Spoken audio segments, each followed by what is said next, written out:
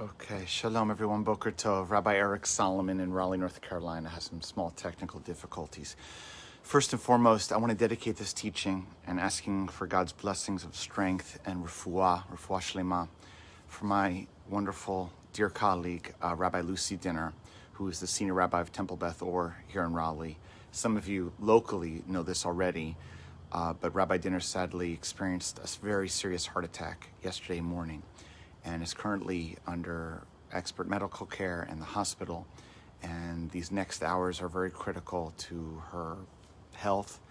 And I and all of my congregation, Beth Meyer, and I imagine anyone who is connected at all to Rabbi Dinner, Temple Beth Or, to the Jewish community here, will certainly join me in offering prayers for her full, please God, healing, a full and speedy healing, her refuah shlema. And we send that God should give love and strength and support to her family and to the entire TBO congregation. We're holding you in our hearts deeply. So I dedicate this Torah teaching this morning to Rabbi Dinner, and please God that she should, with God's help, have a full healing.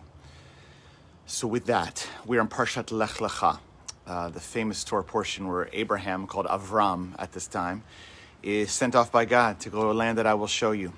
And Avram is just defined, the descriptor of Avram, first time it appears, is he is called a Hebrew.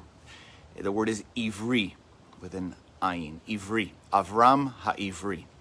And one of my favorite midrashim and commentaries on why is he called Abraham the Hebrew? What does Hebrew mean? What is the roots of that Hebrew letters in Ivri?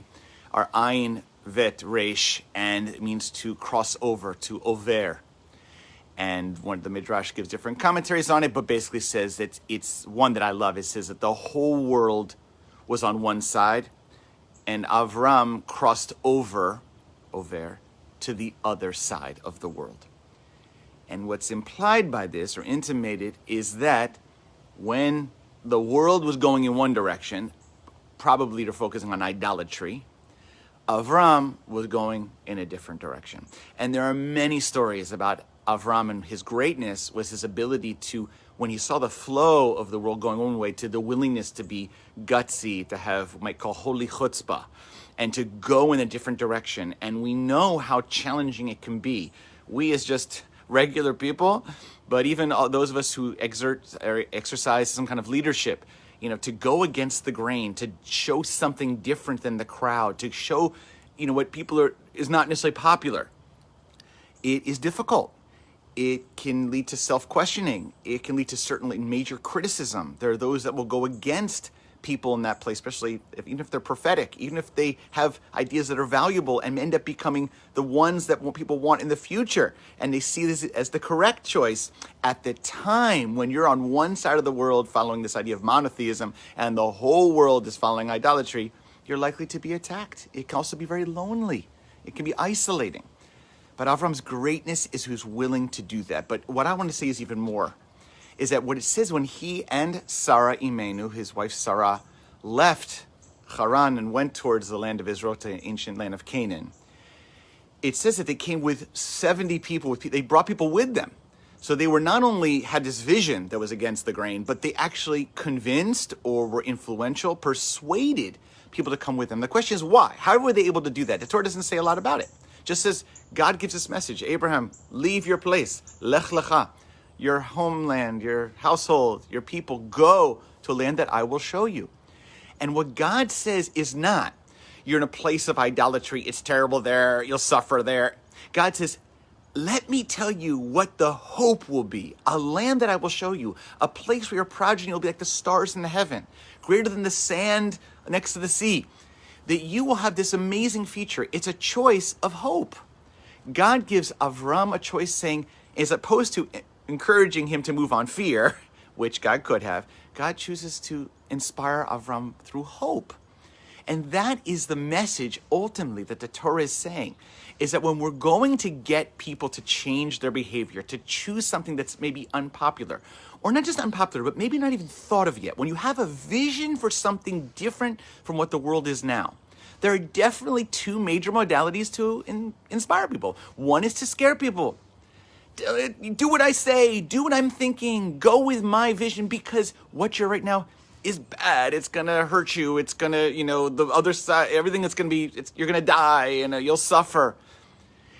And the other message is one saying, don't stay where you are, because where you're going is going to give you even more love, even more faith, even more connection with spirituality, with God. It will give you greater meaning. Go to this place that I will show you, not because where you're at is so horrible. By the way, a lot of midrashim where Abraham is not such a nice teenager and he critiques his father and stuff like that. Great stuff. But in the end, be inspired by hope. And the message for our leadership now in this very powerful moment, the Shabbat before an election, is that ultimately, I believe the Torah is teaching us that we should choose our leaders, our vision, our hope over fear.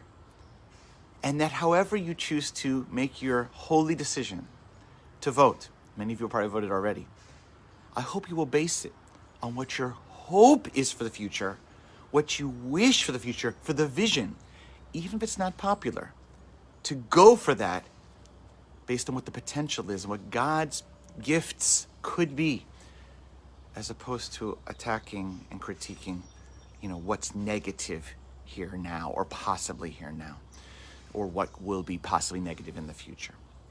So you can read into that what you'd like about your voting choices.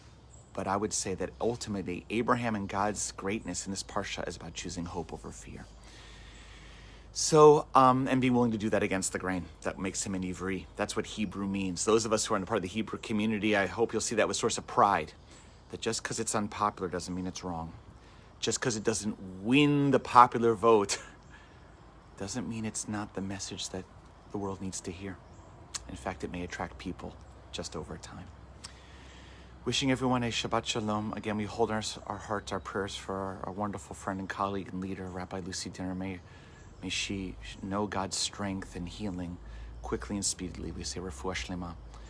And we pray, wish you all a Shabbat Shalom. Please be sure to add Rabbi Dinner, Harav, or Rabbi Yaakov in your prayers for those who pray, specifically with the Hebrew name. Shabbat Shalom.